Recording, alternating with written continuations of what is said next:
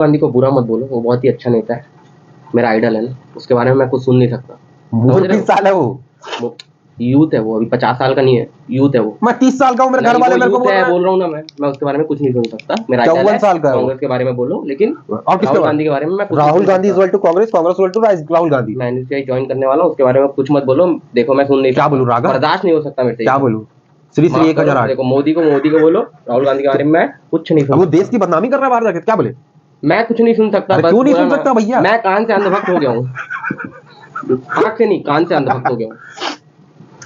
देखिए कैसे कैसे लोग हैं जो सुन ही नहीं सकते राहुल के बारे में, उनको चीर युवा दिखता है। मैं 30 साल का हूं, मेरे घर वाले बोल रहे हैं कि अधेड़ उम्र हो गया है? लेकिन वो चीर युवा है। अलग अलग सिस्टम है जनाब, एक के लिए अलग कानून, एक के लिए अलग कानून। युवा का मार्गदर्शक है। अभी देखे थे आप कितने लोग थे अभी भारत जोड़ो यात्रा में? जानते भी हो, कुछ जानते नहीं, बस बोले आते हो, बकैती चोट देते हो कुछ भी किसी के बारे में भी है? क्या राहुल गांधी को आइडल है भाई, मजाक में ले रहे हैं राहुल गांधी को। तभी तो ले रहे, तभी तो लोग पीछे गए थे उसके। पप्पू बोले थे, पप्पू हो जाएगा क्या वो? राहुल गांधी है वो, आइडल है मेरा। तो आइडल है तो कुछ नहीं सुन सकता। ऐसे ही है। और वो दूसरे को बोलते हैं अंधभक्त। जो खुद राहुल गांधी के बारे में एक आलोचना नहीं सुन सकते, वो दूसरे को बोलते हैं अंधभक्त। समझे? सिंपल सा एक बात बताओ, अगर राहुल गांधी कांग्रेस से चले जाएगा, मजा आएगा आप लोगों को? नहीं, ये बात तो सही बोले। ये तो फिर तो नहीं बोले उसके बारे में। नहीं बोल सकते, कुछ नहीं बोल सकते। अरे तो ऐसा मुद्दा ही देता है तो कैसे नहीं बोलेगा? आदमी मुद्दा देता है तभी तो लोग फंसते हैं। आप लोग ये क्यों नहीं सोच रहे कितने लोगों का डिप्रेशन दूर करता है वो आइडल है मेरा। ये बात तो मत बोलो ऐसा। तो सॉरी, मुझे माफ करना। Sorry sorry sorry sorry sorry sorry. नमस्कार। अभी तो G20 चल रहा है, तो उसमें सारी दुनिया की नजर हम पर है और भारतीय बहुत ज्यादा खुश है और हर्षोल्लास में है। वैसे ही जो भारत की एक अलग पार्टी रखते हैं, वो भारतीय कल्चर को दिखाने से, भारतीय कल्चर को प्रदर्शित करने से उनको असहज महसूस होता है। इस प्रकार से वो बोल रहे हैं कि बाहर से लोग आए हैं, वो भारतीय नृत्य को देखकर वो असहज होंगे, असहज फील करेंगे, इस प्रकार की बात कर रहे हैं। क्योंकि उनकी आइडियोलॉजी रही है कि भारत की संस्कृति को तुच्छ मानना, छोटी मानना। क्योंकि वो बाहर से आए लोग हैं, वो भारतीय संस्कृति को एकदम तुच्छ समझते हैं। वो सोचते हैं कि बाहर से लोग आ रहे तो आपको उनकी संस्कृति दिखानी चाहिए, भारतीय संस्कृति नहीं दिखानी चाहिए। इस प्रकार की बात करते, इस प्रकार से कुंठित मानसिकता से भरे व्यक्ति लोग हैं जो इस खुशी के मौके पर भी अपनी मनुष्यत से बाज नहीं आते। तो उसमें से ऐसे कुछ लोग हैं जो कि ऐसे देश में कुछ ऐसे हर्षोल्लास का मौका होता है तो ये देश के बाहर रहते हैं और उनके कुछ जो चाटुइया कार्यकर्ता है वो यहाँ ऐसा एलिगेशन लगाते हैं कि भारत की संस्कृति को दिखाया जा रहा है तो उससे बाहर से आए लोग असहज महसूस करेंगे। अरे काहे महसूस करेंगे भैया? हमारी संस्कृति तो हम दिखाएंगे ना। तुमको शर्म आता है तुम्हारी संस्कृति बोलने में, क्योंकि तुम्हारा इतिहास रहा है। भारत सिर्फ यही दिखाया कि सपेरे वाला देश है। आपको यही दिखाना है ना, भारत की एकदम गंदी संस्कृति है एकदम वो। लेकिन भारत अपनी संस्कृति और अपनी सभ्यता दिखा रहा, तो आपको ये रास नहीं आ रहा। क्यों? क्योंकि आपको शर्म आती है भारतीय संस्कृति पर। लेकिन भारतीय को गर्व है ऐसी संस्कृति पर। लेकिन आप कुंठित मानसिकता से भरे और गंदी विचारधारा वाले और एक अलग एजेंडा वाले व्यक्ति हो तो बात अलग है। क्योंकि उनके लिए अभी इंडिया और भारत का मुद्दा चल रहा है, तो भारत की संस्कृति उनको जरा से भी राज नहीं आएगी। भारत की संस्कृति से इतनी चिढ़ कैसे है पता नहीं हमें। क्योंकि उनके परिवार कर रहा है कि जैसे बाहर से कोई आ रहा है तो मंदिर पे कभी कवर डाल दिए ताकि उनको असहज मत हो भारतीय लोगों के मंदिर को देखकर। ऐसी तो रही है इनकी पार्टी का इतिहास। और ये बात कर रहे हैं कि भारतीय संस्कृति की, कभी मतलब गुलामी की मानसिकता से बाहर नहीं आए हो और ये बात कर रहे हैं कि इंडिया के बारे में। और इसी उपलक्ष्य पे यहां तो उनके कार्यकर्ता ये सब हरकत कर ही रहे हैं, उंगली उठाने का काम कर ही रहे हैं, दाल में कंकड़ का खोजने का काम कर ही रहे हैं। लेकिन उनके जो लीडर है, जो चीर युवा है, जो भारत की बदनामी को करने से उनको परम आनंद की अनुभूति होती है, चरम सुख प्राप्त कर लेते हैं वो। मतलब इस चीज का मतलब ऑर्गेजम प्राप्त हो जाता है उनको। भारत का अगर बदनामी करेंगे वो, तो उनको ऑर्गेजम प्राप्त होता है। तो यही सुख को प्राप्त करने के लिए वो G20 के समय में भारत से बाहर गए, भारत की बदनामी करने के लिए, क्योंकि उनको चरम सुख की अनुभूति चाहिए थी इस वक्त।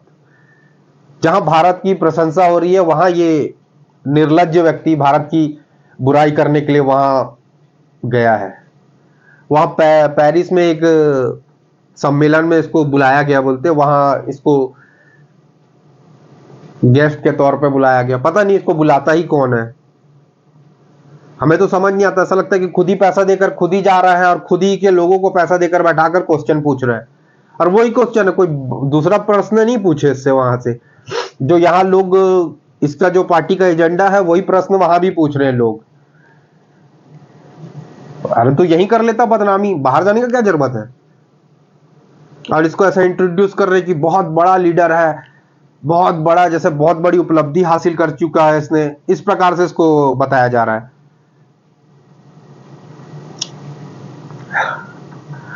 अब कुछ लोगों को रहता है ना कि मतलब कुछ भी अच्छे मौके पर कैसे किसी की बुराई निकाल सकूं।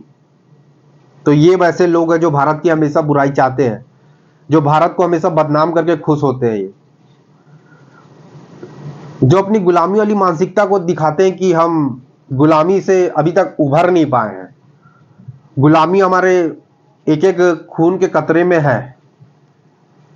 इसलिए भारत की लोक नृत्य को दिखाने पर वो सोच रही है कि बाहर का कोई असहज महसूस करेगा। काहे असहज महसूस करेगा, कोई नंगरा कर रहा है क्या वहां लोक नृत्य?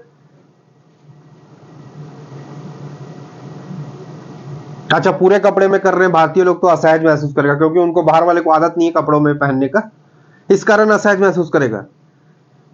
जब कुछ आपको किसी चीज में दिक्कत नहीं मिले तो ये ऐसे टुचपुइया लोग हैं जो किसी भी चीज में मतलब मुद्दा उठा सकते हैं। और इनके लीडर वहां जाकर क्या क्या बतौले कर रहे हैं उसके बारे में चर्चा करेंगे। तो आप हमारे चैनल पर नए हैं तो प्लीज चैनल सब्सक्राइब कर दें और बेल आइकन को ऑल पर क्लिक कर दें, ताकि आने वाली और भी वीडियो आपको प्राप्त होते रहे। अब राहुल गांधी विदेश में गए और ऐसा कुछ बात ना करें, ऐसा संभव तो नहीं है, क्योंकि उनकी मानसिकता का दिवालियापन का प्रदर्शित करना जरूरी है उनको। जो उनका बुद्धि का विकास नहीं हुआ है, वो चीज उनको हर जगह प्रदर्शित करना जरूरी है, क्योंकि इसी से तो इनको लोगों के तरफ अट्रैक्शन बढ़ता है। क्योंकि लोग हर किसी को जोकर पसंद होता है, तो ये हर जगह ऐसे ही कृत्य करता है ताकि लोग इसको पसंद कर सके। इसको लगता है कि मेरे को अच्छा लीडर मान रहे हैं, इस कारण मेरे को लोग, कोई अच्छा लीडर नहीं मान रहा। अगर अच्छा लीडर मानता होता तो भारत में तुमको अभी तक जो तुमको लॉन्च करने की कोशिश की जा रही है, अभी तक तुम वो पद पा चुके होते। लेकिन नहीं, भारत के लोग नकार चुका है आपको, इसलिए आपको ये सब बकैती करने बाहर जाना पड़ रहा है, भारत की बुराई करनी पड़ रही है आपको। जब आपके अंदर क्षमता ना हो और लोग आपको जबरदस्ती का एस्टैब्लिश करना चाहे कि आप लीडर के तौर पर उभरोगे, ये ऐसा वो है पॉलिटिकल लीडर बनना चाहता है जो इसके अंदर योग्यता है नहीं, लेकिन फिर भी इसके ऊपर लोग एफर्ट डाले जा रहे, खाली पैसा का नाश किए जा रहे हैं। राहुल गांधी की इसी हरकतों के कारण लोग इनको कोई भारत में कोई सीरियस नहीं लेता। अगर सीरियस लेता तो ये अभी तक जो इसको एस्टैब्लिश करना चाहते हैं, ये उस पोजीशन तक पहुंच गया होता। लेकिन भारत की जनता इसको सीरियसली नहीं लेती है। क्यों? इसके हरकतों के कारण। जो ये भारत के बाहर जाकर भारत की बुराई करता है उस कारण भी, और जो ये उटपटांग बात करता है उस कारण, और ये भारत की जनता को मूर्ख ही समझता है कि इनको क्या ही पता चलेगा, मैं तो बाहर जाके बुराई करूंगा, मेरी तो आदत है बुराई करने की, मेरे परिवार भी करता था भारत की बुराई तो मैं भी करता हूं। तो राहुल गांधी से उसी सम्मेलन में कुछ सवाल पूछे गए।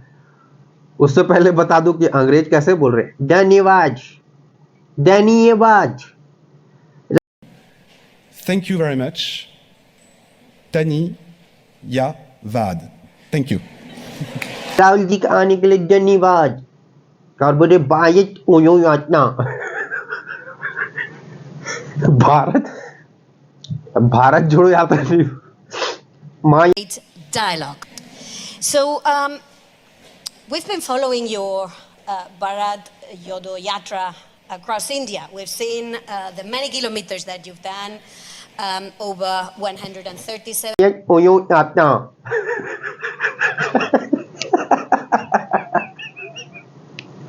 भारत जोड़ो तो उससे सवाल पूछे गए कुछ कि भारत में माइनॉरिटी के ऊपर खूब वायलेंस किया जा रहा है और दलितों को मारा जा रहा है। वही जो यहाँ बकैती चलती है उसकी दलितों के ऊपर, माइनॉरिटी मतलब मुसलमानों के ऊपर अत्याचार किए जा रहे हैं। तो आपका क्या स्टैंड है? तो इसमें यही बकैती फैल रहा है कि इसको बीजेपी और आरएसएस के द्वारा किया जा रहा है।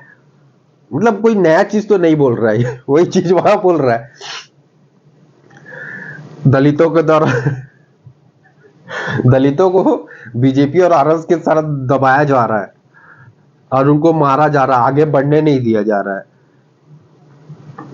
और उनके ऊपर अटैक किए जाते हैं जगह जगह पर और उनके साथ व्यवहार ठीक नहीं किया जाता। ये सिर्फ कुछ लोग हैं जो आरएसएस और बीजेपी के लोग हैं, लेकिन वोट तो सारी भारत देश की सारी जनता देती है ना, उनको चुन के ला रही है। अगर ऐसा ही होता तो 2 बार चुन के नहीं आते। आप लोगों ने तो खूब स्टैब्लिश किया था ये तो मोदी तो बुच्चर है बोलकर 2002 दंगे का, लेकिन फिर भी आपके ये नैरेटिव तो फुस हो गया। मोदी 2 बार जीत कर आ गया तो अब कैसे उसके ऊपर एलिगेशन लगाए? तो अब दलितों और मुसलमानों का देश में वायलेंस हो रहा है बोलकर ऐसे तरफ का प्रश्न पूछ रहे। पता नहीं बाहर कैसे दलितों और मुसलमानों का वायलेंस दिख जा रहा है इनको। मतलब आप खुद के लोग रहेंगे तो खुद का प्रश्न भी रहेगा ना, क्यों बाहर वाले क्या नूह की घटना नहीं देखें क्या? हाँ, रामनवमी पर पत्थरबाजी की घटना नहीं देखे?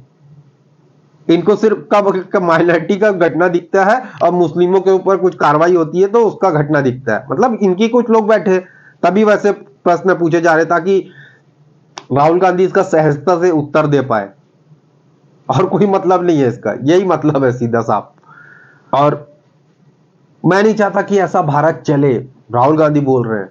मैं नहीं चाहता कि ऐसे बीजेपी और आरएसएस के हिसाब से भारत चले जहां लोगों को मारा जाए, काटा जाए, इस प्रकार की बात कर रहे, जो कि आज की भारत की सबसे बड़ी समस्या बोल रहे हैं।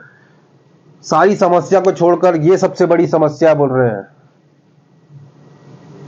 अब पता नहीं कौन भारत में इतना दलितों के साथ शोषण कर रहा है और दलितों को डेली मार रहा है, मुसलमानों को डेली मार रहा है। वो तो सबको पता है कि कौन दंगा करता है और कौन रामनवमी के ऊपर पत्थर मारता है, लेकिन अपने लोग बैठाएंगे तो ऐसे ही प्रश्न पूछे जाएंगे। और उसके बाद दूसरा प्रश्न, वो इंडिया को भारत बदला जा रहा है। भाई साहब ने तो खुद ही बोला था इंडिया इज भारत, तो इससे अब भारत नाम रखने पर कोई दिक्कत नहीं है बोल रहा है, लेकिन फिर उसी में कॉन्ट्रेडिक्ट करके बोल रहा है क्योंकि हमने अपने कोalition का नाम इंडिया रख दिया इसलिए इनको भारत रखना पड़ रहा है। रखना क्या पड़ रहा है? नाम है तो वही है ना, रखा क्या है? India is Bharat. अब नया नाम क्या है? भारत ही तो रख रहा है ना, भारत ही बोल रहा है ना, कोई गलत चीज तो नहीं बोल रहा है। जब हमारा नाम प्रवीण है तो हमें कुछ दूसरा नाम से बोलेगा तब हमारा नाम रखेगा, लेकिन प्रवीणी है तो कहां से नया नाम हो गया? वही नाम है ना। लेकिन इनके कोalition से डर के भारत रख दिया बोल रहे। इतना कॉन्फिडेंस लाते कहां से? बस यही मेरे को पूछना है।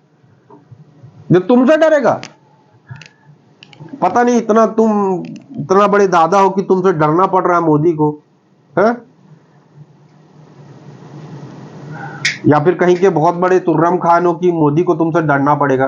काहे डरेगा भैया तुमसे, है?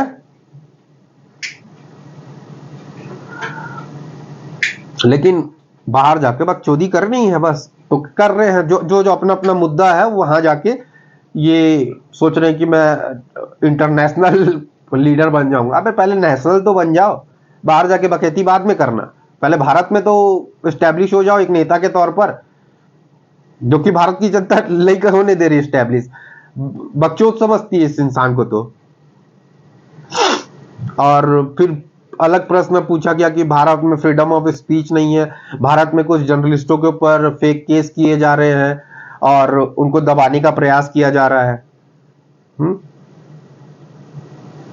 अब सबको पता है कि कौन फेक एक नैरेटिव चलाता है और कौन फेक एलिगेशन लगाकर कार्य करता है। वो सारे सबको पता है भारत में और विश्व में कैसे एक आइडियोलॉजी का दबदबा है, पूरे इकोसिस्टम कैसे बना हुआ है वो सबको पता है। किसी से छुपा नहीं है कि कोई लेफ्ट लीनिंग आइडियोलॉजी वाले का पूरा इकोसिस्टम तैयार है, और उसी जर्नलिस्टों के ऊपर जो बाहर से फॉरेन फंडिंग आती है उसके ऊपर कार्रवाई कर रहे हैं। तो ये बोल रहे हैं कि फेक एलिगेशन, फेक केस लगाकर उस पर कार्रवाई की जा रही है इंडियन पिनल कोड के द्वारा। कोई फेक कार्रवाई नहीं हो रही है, जो उसमें इन्वॉल्व है उसी को पकड़ा जा रहा है, जो बाहर के चाइना के फंडिंग में कार्य कर रहा है भारत को बदनाम करने का। ये सारी चीजों को देखकर बात बताई जा रही है। लेकिन उसी प्रश्न में पूछते हैं कि अगर ये सारे चीज चल रहा है तो भारत में डेमोक्रेसी कहां है? तो आप इसे डेमोक्रेसी कहते हैं? नहीं भैया, ये डेमोक्रेसी नहीं है। डेमोक्रेसी क्या है? जो एक ही परिवार के लोग चुनकर आए तो तब डेमोक्रेसी रहती है। अगर भारत का कोई एक सामान्य वर्ग का इंसान वहां तक पहुंच गया तो डेमोक्रेसी खत्म हो गई। क्यों? क्योंकि एक ही वर्ग का वहां स्थान है और दूसरे परिवार का कोई नहीं बन सकता, या फिर उनके आइडियोलॉजी का ही बन सकता है, दूसरा कोई नहीं बन सकता। नहीं तो डेमोक्रेसी नहीं है। अगर ये नहीं जीत के आ रहे तो डेमोक्रेसी खत्म हो गई। समझे? ये कार्य है।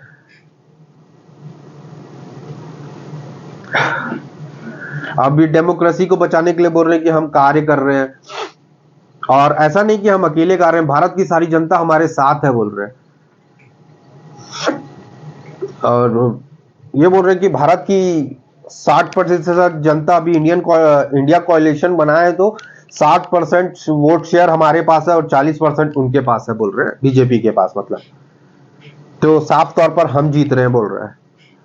तो अभी तो 24 में चुनाव है, तो साफ हो जाएगा कि किसका वोट शेयर कितना कितना क्या है। दूध का दूध, पानी का पानी हो जाएगा। अभी इतना बकौली करने से मतलब नहीं है,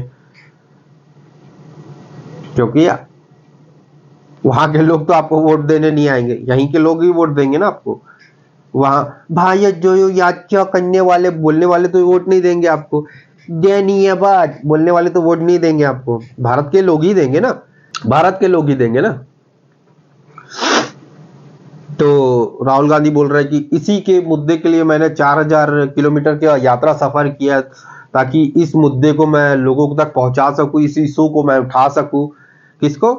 डेमोक्रेसी वाले को, और जो फ्रीडम ऑफ एक्सप्रेशन को, फ्रीडम ऑफ स्पीच को जो दबाने का प्रयास किया जा रहा है, उसके लिए मैं यात्रा किया हूं 4000 किलोमीटर का, ताकि लोगों को एक साथ जोड़ सकूं।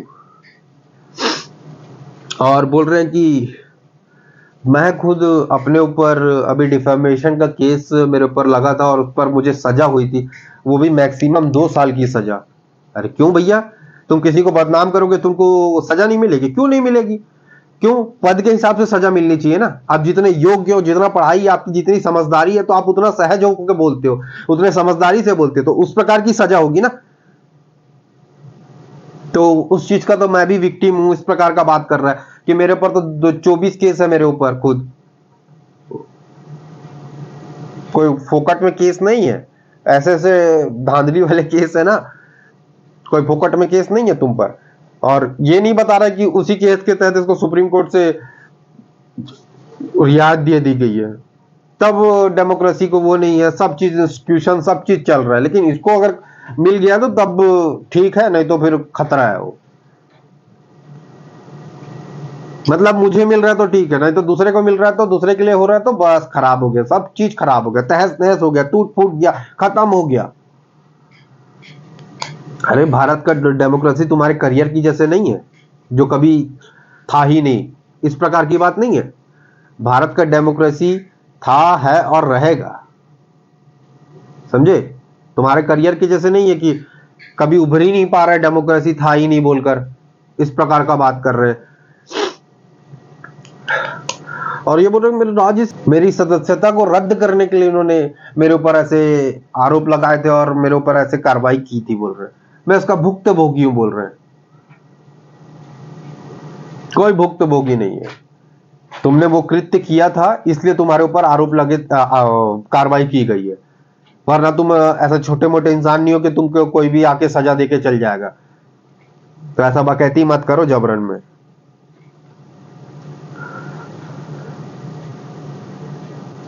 और इसको भारत के नाम पर बोल रहा है कि भारत का नाम, ये तो कॉन्स्टिट्यूशन में लिखा है इंडिया इज भारत बोलकर, लेकिन फिर भारत के नाम पर ये बोल रहा है कि भारत, इंडिया का एक इतिहास है। हाँ, मानते हैं कि इंडिया ने, ब्रिटिशों ने 200 साल हम पर राज किया, लेकिन वो गुलामी का भी तो इतिहास है, हमारा ही इतिहास है। माना कि उनके द्वारा इंडिया नाम दिया गया था, लेकिन वो भी तो हमारा ही इतिहास है ना, भले गुलामी का है तो क्या हो गया। तो हमें इसे प्राउडली लेना चाहिए। इस प्रकार की बात कर रहा है, मतलब गुलामी वाली मानसिकता वाला गुलामी वाली बात करेंगे ना। जो जिंदगी भर गुलामी से भरे वो कार्य करते हैं, वो गुलामी वाली ही बात करेंगे। राहुल गांधी को बुरा मत बोलो, वो बहुत ही अच्छा नेता है, मेरा आइडल है ना, उसके बारे में मैं कुछ सुन नहीं सकता। मूर्ख किस साल है वो? यूथ है वो, अभी 50 साल का नहीं है, यूथ है वो। मैं 30 साल का हूँ, मेरे घर वाले मेरे को बोल रहे हैं। बोल रहा हूँ ना, मैं उसके बारे में कुछ नहीं सुन सकता। मेरा 54 साल का है। कांग्रेस के बारे में बोलो, लेकिन और किसके राहुल गांधी के बारे में मैं कुछ Rahul Gandhi is to Congress, Congress is to Rahul Gandhi. मैं एनसीआई ज्वाइन करने वाला हूँ, उसके बारे में कुछ मत बोलो। देखो मैं सुन नहीं क्या बोलूं राघव, बर्दाश्त नहीं हो सकता मेरे से। क्या बोलूं? श्री 1008। देखो मोदी को बोलो, राहुल गांधी के बारे में मैं कुछ नहीं सुन। वो देश की बदनामी कर रहा है बाहर जाके, क्या बोले? मैं कुछ नहीं सुन सकता। क्यों नहीं सुन सकता भैया? मैं कान से अंधभक्त हो गया हूँ, आंख से नहीं, कान से अंधभक्त हो गया हूँ। देखे कैसे कैसे लोग हैं जो सुन ही नहीं सकते राहुल के बारे में, उनको चीर युवा दिखता है। मैं 30 साल का हूं, मेरे घर वाले बोल रहे हैं कि अधेड़ उम्र हो गया है? लेकिन वो चीर युवा है।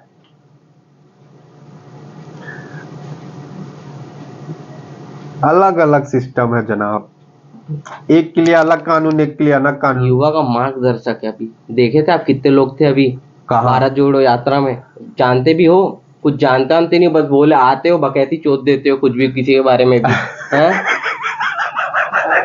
क्या राहुल गांधी को आइडल है भाई, मजाक में ले रहे हैं राहुल गांधी को। तभी तो ले रहे, तभी तो लोग पीछे गए थे उसके। पप्पू बोले तो पप्पू हो जाएगा क्या? वो राहुल गांधी है, वो आइडल है मेरा। तो आइडल है तो कुछ नहीं सुन सकता।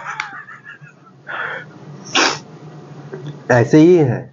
और वो दूसरे को बोलते हैं अंधभक्त, जो खुद राहुल गांधी के बारे में एक आलोचना नहीं सुन सकते, वो दूसरे को बोलते हैं अंधभक्त।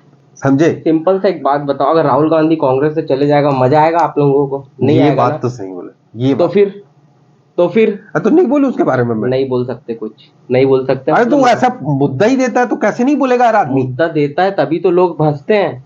आप लोग ये क्यों नहीं सोच रहे कितने लोगों का डिप्रेशन दूर करता है वो आइडल है मेरा। ये बात तो मत बोलो ऐसा। तो सॉरी, मुझे मेरे को माफ भी करना। सॉरी बोलो। सॉरी। एक कॉमेडियन को मैंने गलत उससे ले लिया। इनका आइडल इसलिए है कि वो एक कॉमेडियन के तौर पर देखते हैं उसको, एक राजनेता के तौर पर नहीं देखते। तो आप लोग गलत मत समझिएगा। एक कॉमेडियन के तौर पर इसको देखते हैं, इसलिए इनका आइडल है। राजनेता के तौर पर ये इसलिए पॉलिटिक्स से जुड़े हैं, मतलब राहुल गांधी को सिर्फ देखने के लिए। क्यों? उसकी मतलब ऐसे ऐसे पंच लाइन होती है, मतलब सहजता से, मतलब वो कॉमिक टाइमिंग यूज करता है, मतलब आपको समझ ही नहीं आएगा अरे क्या बोल दिया बोलकर।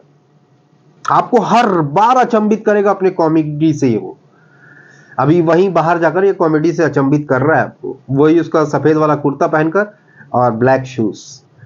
अब पता नहीं इसको बाहर बुलाता कौन है? यहां नहीं बुला रहा कोई, बाहर बुला रहे, बताओ। और भारत के नाम पर बोल रहा है कि वही हम बताए कि अंग्रेजों वाली मानसिकता रही है, 200 साल राज की, क्या हो गया? वो तो हमारा इतिहास है ना, भले गुलामी वाला है लेकिन इतिहास तो ये, मतलब गुलामी से बाहर नहीं आ पाए ये। इनको पता ही नहीं भारत का उसके पहले भी इतिहास था। इनको सिर्फ 200 साल गुलामी में अच्छा लगता है ना, गुलामी में रहना, क्योंकि गुलामी की जब तक बात करेंगे ना तब तक इनका नाम जिंदा रहेगा। क्यों? गांधी को यूज करेंगे तो गांधी के नाम को तो खा रहे इन लोग, गांधी और नेहरू के नाम का ही तो खा रहे हैं, वरना इनकी उपलब्धि क्या है? कोई भी उपलब्धि नहीं है। अगर उसके पहले 200 साल के पहले का इतिहास का बात करेंगे तो फिर भारत नाम से आता है ना। 3 महापुरुष रहे, भरत नाम से हमारे देश जिसके नाम पर पड़ा है।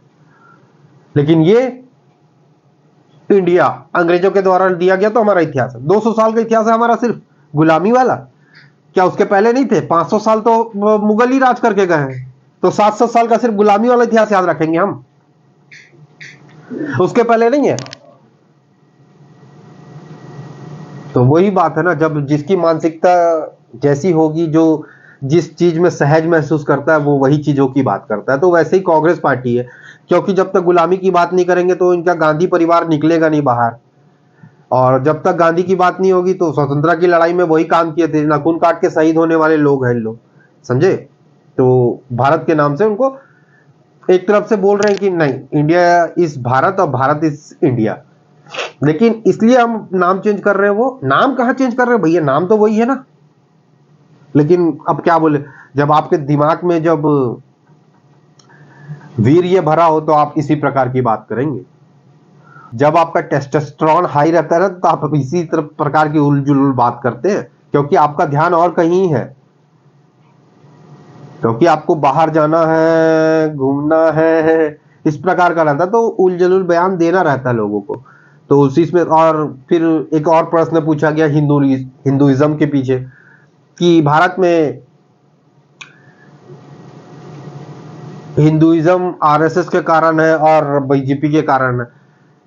हिंदू ऐसा कुछ है ही नहीं। मैंने कई ग्रंथ पढ़े हैं, गीता पढ़ी है, उपनिषद पढ़े हैं, हमें नहीं लगता कि वो पढ़ा है, क्योंकि महाभारत में जीएसटी की बात करने वाला आदमी क्या गीता पढ़ा होगा वही जाने, वो आप जान सकते हैं।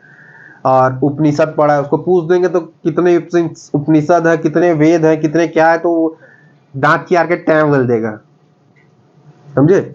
लेकिन इसको वहां ज्ञान बगैरना कि हिंदुइज्म ऐसा है ही नहीं। हिंदुइज्म बहुत शांति से रहते हैं, एक गांड मारो तो दूसरी गांड लाके देते हैं, इस प्रकार की बात करेगा वो। मतलब एक गाल पे थप्पड़ मारो तो हिंदुइज्म ऐसे था। इसको हमारे कृष्ण का इतिहास नहीं पता, महाभारत पढ़ा है लेकिन, है जो बांसुरी बजाता था वो फिर चक्रधारी भी था, समझे। तो ये कितना महाभारत पढ़ा और कितना ज्ञान लिया है इसको पता है हमें, और भारत के सबको पता है। ये कितना भी बोल दे कि मैं ये किया हूं, मैं वो किया हूं, हम भारत का कोई व्यक्ति नहीं मानता कि ये व्यक्ति महाभारत पढ़ा होगा या गीता पढ़ा होगा।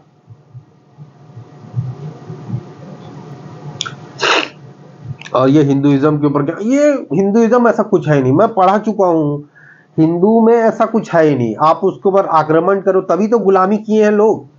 हिंदू शांत प्रवृत्ति के थे, आओ भगत करते थे, इसलिए तो वो थे ना, इसलिए कोई कुछ नहीं करता था उनको, इसलिए तो गुलाम हुए थे ना। कुछ इतने सहज थे, सरल थे, लोगों को एकदम अतिथि देवो भाव बोल के अपने घर में बुलाते थे, और लोग धीरे धीरे बढ़कर उन्हीं का गला काटकर आज बहुत थोड़ी जनसंख्या बढ़ने पर आज उनको ही, हिंदू को ही बोल सक रहे हैं कि एक बीमारी की तरह है, सनातन धर्म का खात्मा करना चाहिए, इस प्रकार की बात कर रहे हैं। इसलिए तो कर पा रहे हैं ना, क्योंकि हिंदू कभी अग्रेसिव रहा ही नहीं है।